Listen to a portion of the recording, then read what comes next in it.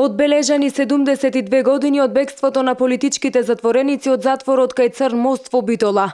По тој повод Општинскиот одбор на Сојузот на борците положи свежо цвеќе пред споменикот на местото каде што се наоѓаше затворот, при што уште еднаш потсетија на овој настан. Пред да капитулира Бугарија на 9 септември, под притисок на политичките затвореници и под притисок на политичката јавност, бугарските фашисти ги отворија вратите на централниот затвор и беа ослободени политичките затворници.